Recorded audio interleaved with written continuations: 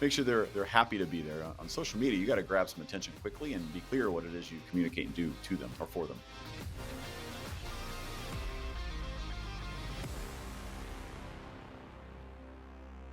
Welcome back to Digital Dominance. Today, we are going to be talking about the largest professional networking platform in the world, LinkedIn.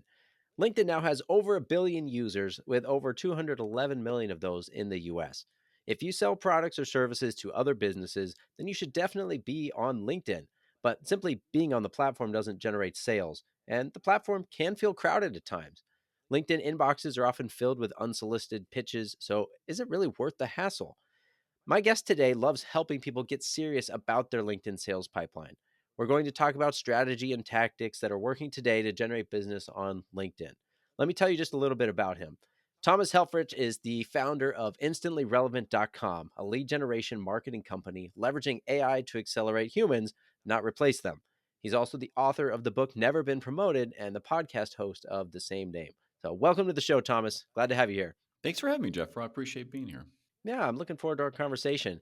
And I love that you have a specific focus with practical guidance. It's often hard to keep track of all the advice of all the talking heads on social media because they're telling you to do all these different things. But that's why I want to focus today just on LinkedIn with the singular goal of creating a sales pipeline. Now, I often hear the advice to start by optimizing your profile. That intuitively makes sense, but I'm curious for your take on that. Yeah, well, first and foremost, thank you so much for having me on. I love the podcast and it's fun. And if this is their first time here, I apologize. I'm a bit sassy. If you've been here before on his podcast, I'm probably going to be okay here. But thank you, by the way. So when someone said, I'm going to bubble up just a second. So we're a marketing agency, right? And I tell you that because you made a good point. Is that to build a sales pipeline, you do need to be, if you're an individual solopreneur or even a small business, you're going to need to focus on something. So we focus on LinkedIn only. We have a system that we do, and I'll explain that maybe how we use that, not from a sales standpoint to selling on your podcast, but just explain that this is what I do every day. So this is reality. This is like not based in theory. This is how I've built my network and how we do it. You described getting an optimized profile. The question I always ask is to what? What are you optimizing to? And is it to get a job? Is it to find leads? But what does that mean? And so I challenge anyone who says I need an optimized profile. First of all, I don't think it's your first step. It's probably your third step, or actually it is your third step. Take this idea of altruism, and you want to be in service of something. So I'll leave that there. But it's to me, a lot of people start there, but it's missing a couple markers prior. Yeah, well, I like that you distinguish between, what are you optimizing for? Because a lot of people do use LinkedIn to get a job. And in that case, yes, you should be optimizing your profile for what a recruiter might be looking for. Whereas if you're a business owner trying to position yourself as an authority or you're looking for leads, then of course you're going to optimize that a little bit differently. So then can you talk a little bit about the different elements that move the needle for LinkedIn, or where should you start to get to that point then? Yeah, absolutely. And let me just dive into that, peel that onion a little bit. If you're a business owner or an entrepreneur and you're trying to develop your business from LinkedIn, don't set your profile up like you're trying to get a job, which is your title and your company name and all the little, you're a PMP, MBA, whatever, like all the things you put in your name. Those are great for searching if you're trying to find a job. And that's what LinkedIn got, that's what kind of its roots are. But if you're out there trying to attract people to your profile because you want to sell them something, you have something of value to them, you definitely want to start with understanding what it is you do for people, why it is someone should care about clicking on it, and why they should take any call to actions. Because your profile in an altruistic optimized method would do that. It would communicate what it is you do for me. And to be able to do that, you have to start with first and foremost understanding the persona of one, a profile of one, of who it is you want to connect with and why. It's the understanding of why. And the example I give is, a lot of people go, oh, I'm searching for marketing directors in the United States of companies 51 to 100. Huge results. Maybe I've narrowed it down to people I've posted in 30 days. But the truth is, you probably should go not from a few thousand people to go spam, to go down to maybe 200. So in a month, maybe, it depends how much time you have each month. Let's say even an hour a day to kind of do LinkedIn really focused. 10 a day that are super focused around what that person's, that persona is plenty. You can go and comment and you can interact and message people directly, those 10, and get to 200, like 20 days a week or 20 days a month. And if you understand that persona of one, you don't need a lot. You just got to know how to do the interactions with them. And that persona of one becomes who your profile serves. That becomes the altruistic recipient of your profile.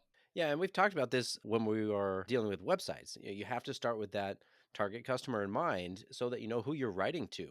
And so the same thing applies here, right? If you understand who you're trying to serve, what they care about, then of course you can make better headlines that they're going to, connect with or identify with and want to reach out. Yeah, 100%. And you bring up a great point. So there's web and there's email. Social media is maybe one of the three things you really kind of have to have together to get really things working. A lot of people start with one or, half-ass one and not know the other or don't do the other. And the thing that sits between kind of the people that you're targeting and them checking out your profile is content and interactions and them understanding when they do check you out, do you check out? So you mentioned websites. The website then needs to be an expansive piece of writing and talking and communicating to that audience, and that could be where you can really kind of get into the weeds. And it's not social media is more of an advertisement to get there than it is the meat and potatoes. And the email, like in your marketing, your drip campaigns and things like that that lead back typically to a website and to a blog or to some kind of value add. That's where you can get into the weeds of what you do. On social media, on LinkedIn, it's specifically getting there quickly to say, this is what I do for you, specific persona of one. And that explains why maybe you and I should have a conversation. Right. And you have to work within the limits that they give you. On your website, you've got a lot more room to play, whereas on LinkedIn, you've got character limits and, only so many fields you can put information in. So you got to work with that. Well, people have attention limits too. And so that's why I think it's also set up that way. So be conscious that if they're on your website, the attention might be a little longer than on social media where you're encouraged to scroll, where you've landed on someone's website and now this is how these things kind of work together is they're there, entertain them, like make sure make sure they're happy to be there. On social media, you got to grab some attention quickly and be clear what it is you communicate and do to them or for them. Right. Okay. So you mentioned profile step 3. Step 1 is knowing who your target customer is. What is step 2 that connects those? Yeah, it's relevant content. So this has to do with where a lot of people, I think, go into a very dark rabbit hole of vanity metrics. Don't do it. Maybe tip number one: create content that's relevant to a small audience. So if the minimal example is saying you found 200 really good potential people that you think you might want to interact with on LinkedIn, well, write content that's going to be specifically relevant to that 200, which means you're not going to get a viral. You're not going to get a bunch of followers, but you might get those of those 200, 100 of them really liking your content, which gives you 100 good shots at maybe having a meeting with them. So write content that's relevant to a smaller audience so you attract them more specifically and they know exactly what you do and do for them. Can you talk a little bit about the type of content that you recommend someone creates? Because saying create valuable content, is good, but can you expand on that? Yeah, I always say, if you were thinking like you double clicked on that, that shoots into a whole metaverse universe of itself. Content to me means there's, post, text, image, video, audio, it could be an event. It could be ways you're going to interact. And the answer to that is not clear. You're going to need the basics. You're going to need some posts. You're going to need some video, but specific maybe industries or personality types or prospects are going to require or need different types of content. And that's part of the strategy you need to sort through. How does my buyer work? So for an example, let's say you're in maybe a more laggard type of industry like architectural or engineering or something like that, where they're really meeting people through live events and they're really more in person.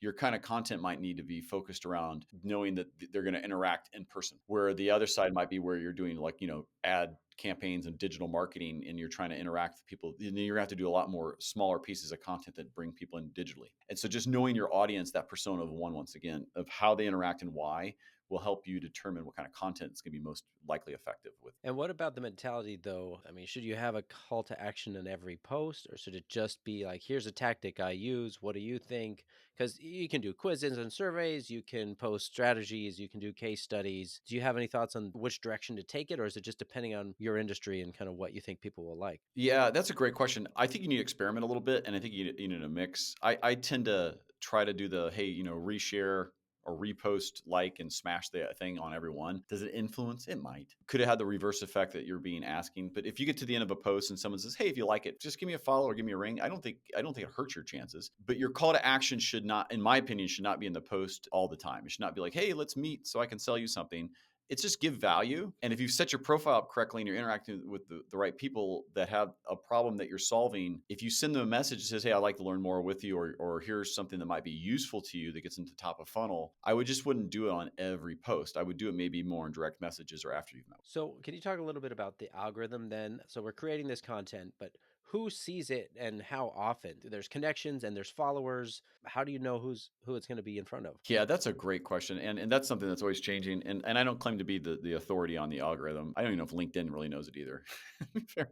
They do. I'm just maybe not though. The idea behind the algorithm of who sees it is what I see is it's always changing. So I think establish that it's going to have variability throughout a year or throughout a lifetime on LinkedIn because it is always changing. Instead of focusing on the algorithm, I'd focus on maybe the things that are always going to work, which are if you're always talking to your audience in a way that helps them and it makes them trust you and it adds value and they've stopped to look at your stuff long enough, they're gonna your content is it won't matter what the algorithm's doing because that's what the ultimate intent is, to get real attention and real interactions, which keeps you on the platform, which is what the algorithm is intending to do. They make the changes to make sure people aren't gamifying. They make the changes to make sure also that they can encourage certain types of events and discourage other kinds of things. So if you're doing that, awesome. I wouldn't worry about the vanity metrics of it. The one that matters is, are you closing deals? And if you're not, look beyond just the nuance of vanity metrics and content of why. So what about, groups and business pages? Is it worth it to join a group and post stuff there? Because it does seem like a lot of groups are just full of other people trying to sell stuff and there aren't actually any prospects in those groups. Yeah, that's a good question. So, two questions are with the business page or group. So, I don't participate a whole lot in groups. I haven't found it to be super effective for lead generation or for just maybe building brand. Building a group, it's not on my our company's especially is building community right now. So we don't even try to build one ourselves either. I think if you have an active group and you're adding once again value, you're not pitching, you're selling. I think it'll help you because if that's an active group and they're focused around a topic and you're adding value to that, that only helps your personal brand to raise. You do need a business page because one of the understanding the customer journey with you is super important. Because let's say you've posted or you've commented on somebody's post or something, and they're checked out your profile. And though you may not list your title and stuff, usually in the right corner it shows your company that you work. And if it doesn't have a logo and they click it and it doesn't go to somewhere where they can check it out, that you lose credibility of who you are and what you're doing. So I think you need a business page. Probably can do a whole show just on on LinkedIn business pages, but I would definitely have one and make it as professional as you can and keep it updated with some content. Okay, so is it better to post your content on your personal profile and then have your business page repost it, or other way around? Should you even bother posting content on the business page? This is a depends question. So if you're a solopreneur or a very small company, you need to be using a mixture of both. I would say posting content on your personal is definitely favored because it has a much higher chance to be seen. It is pay to play on the business. However, if you're on your business account, let's say, and you're doing more of a commenting strategy, which is what we recommend, is giving others attention. You should do a mix of commenting as a person on people that you in the content you like, but also as a business. And one of the strategies we'll do with some people is, some with bigger companies in particular, is we do lots of stuff through their business account because they have lots of sales reps that can then go reference that in conversation. And so it depends on the size of your company a bit, but bigger you are, the more content you should be putting on your company brand. And then the personal people that work for you should be leveraging that in their own conversations to grow your brand. So you are the brand when you're smaller. So it's one and the same. Well, and let's talk about outreach for a minute too, because especially if you're small, you're going to be doing a lot of that yourself. There are automation tools out there. Do you recommend people use that, or should we just stay really focused and do a few manual outreaches, to try and be more effective? Yeah, I am not, and to be clear, I've used every one of the things that are out there just to see if one can work better than the other. I don't recommend doing automation on your account. First and foremost, your LinkedIn is, going to kick you off. You're going to get caught, and if you do, you got to start from scratch, and that doesn't sound like fun. I also think it's somewhat insensitive, and you can use it creatively to not look like it's automated. But as soon as I start seeing any sequences, then I just kind of dismiss that person and brand very quickly. If I was to give you a real life kind of use case, I see customers who've come to us now. They're 18 months in, 12 months in, 24 months in doing automation, and they've seen it fall. This is a big problem for LinkedIn. So think about the algorithm question you asked. They're doing everything they can to make it not spammy or people will leave. And so if you're out there doing automation, you're in that spam category, and so your account's going to get flagged. It's going to get downgraded. Your content's not going to share because they won't know if you're a robot or you're just abusing the platform. This threatens LinkedIn as a platform to do this, so they're cracking down on it. So don't do it. I recommend finding a smaller audience that could probably buy from you, and you could help and you could serve, and doing more attention giving to their content or more authentic like interactions or inviting them to things that add value to their life. It is scalable. There are ways to do that, with VAs or with other stuff, but I wouldn't use the automation button. And I take that, by the way, Jeff, from a perspective of 20 years consulting, and 12 of it is intelligent automation and AI systems. So I don't mean that from a don't do it. I'm just making the shit up. Like I've seen how intelligent automation should work in big organizations and small, and I've implemented it in huge companies. Is professional consultant, and it has to be human led. You just cannot let the AI just take over and just fire and forget. It's too spammy and it wrecks your brand. Yeah. Well, and think about how we experience it, right? When we get those messages, we can immediately tell, oh, this is just, an automated thing. I'm not going to deal with it, right? You feel annoyed because it's not a real person. Maybe you got excited at first because you saw the notification, like, oh, wow, this person's reaching out to me. And they're like, oh, no, they just want to sell me something. Well, listen, I don't want to polarize your audience who might be like, screw this guy.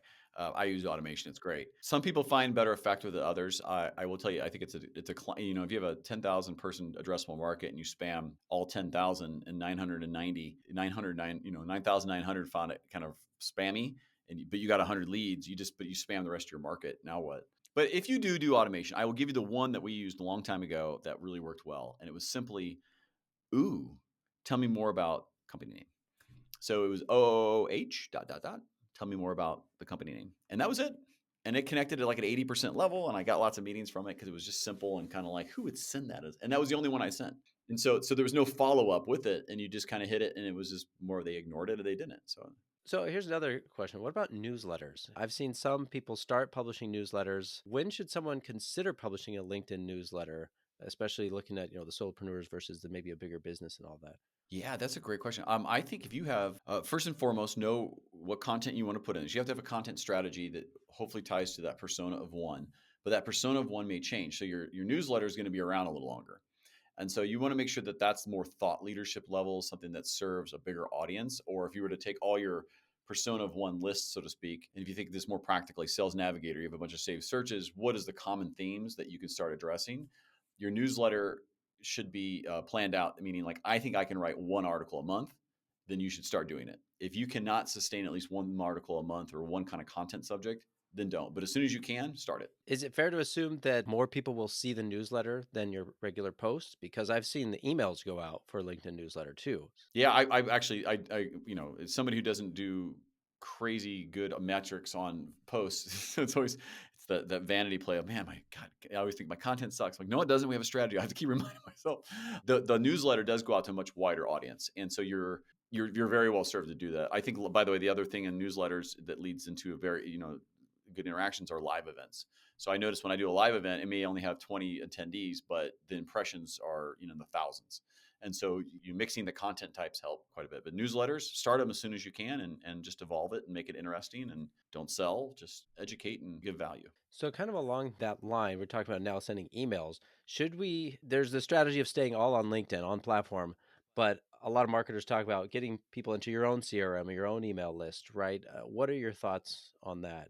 Yeah, you should. No, you should be definitely having an email approach. Now, opinions vary on cold email versus warm. We could dive into how you can build a warmer list through things you do on LinkedIn first and leverage technology to get it over to email. And I think it's important to notice, I'm not saying automation shouldn't be used. Automation in email is way better, but when it comes to LinkedIn specifically, I don't recommend it for DMing and other things like that, just because you're likely to get kicked off. It's allowed on email.